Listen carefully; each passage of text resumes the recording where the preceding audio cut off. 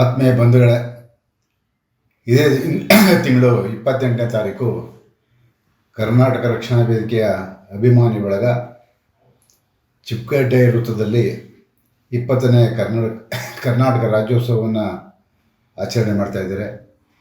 ಈ ಒಂದು ನಾಡ ಹಬ್ಬಕ್ಕೆ ಶುಭ ಕೋರಲು ತಾವೆಲ್ಲರೂ ಕೂಡ ಆಗಮಿಸಿ ತಮ್ಮ ಸ್ವಾಭಿಮಾನವನ್ನು ತೋರಿಸ್ಬೇಕು ಅನ್ನೋದು ನನ್ನ ಆಸೆ. 69 ವರ್ಷಗಳಾಗಿದೆ ಈ ಒಂದು ಭಾಷಾವರ ಪ್ರಾಂತ್ಯಗಳಾಗಿ. ಅಲ್ಲಿಂದ ಇಲ್ಲಿವರೆಗೆ ನಾವು ರಾಜ್ಯೋತ್ಸವವನ್ನು ಮಾಡಿಕೊಂಡೇ ಬರ್ತಾಯಿದ್ವಿ. ಆದರೆ ನಾವು ಯಾವ್ಯಾವ ರೀತಿಯಲ್ಲಿ ಬೆಳಿಬೇಕಾಗಿತ್ತೋ ಆ ಮಟ್ಟದಲ್ಲಿ ಬೆಳೆದಿಲ್ಲ, ಯಾವ ರೀತಿ ಕನ್ನಡ ಬೆಳಿಬೇಕಾಗಿತ್ತೋ ಆ ಮಟ್ಟದಲ್ಲಿ ಬೆಳೆದಿಲ್ಲ. ಇನ್ನೂ ಕೂಡ ಅದಕ್ಕಾಗಿ ನಾವು ಹೋರಾಟವನ್ನು ಮಾಡ್ತಾಯಿದ್ವಿ.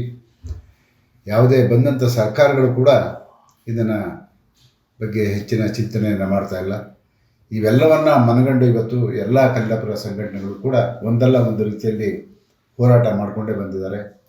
ಅದರಲ್ಲಿ ವಿಶೇಷವಾಗಿ ಈ ಸಂಸ್ಥಾಪಕ ಅಧ್ಯಕ್ಷರಾದಂಥ ರೇಷ್ಮೆ ನಾಡು ಶ್ರೀನಿವಾಸ್ ಮತ್ತು ಮೊಹಮ್ಮದ್ ಸೈಫುಲ್ ಅವರು ಈ ಒಂದು ಕಾರ್ಯಕ್ರಮವನ್ನು ಆಯೋಜನೆ ಮಾಡಿದ್ದಾರೆ.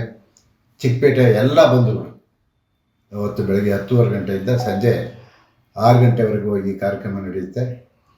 ಇಲ್ಲಿ ಅನೇಕ ಜನ ಹಿರಿಯರನ್ನು, ಈ ನಾಡಿಗೆ ಸೇವೆ ಸಲ್ಲಿಸಿದಂಥವ್ರನ್ನ ಬಹಳಷ್ಟು ಮಂದಿ ಈ ಒಂದು ಸಮಾರಂಭದಲ್ಲಿ ಭಾಗವಹಿಸೋದ್ರಿಂದ ತಾವೆಲ್ಲ ಬನ್ನಿ.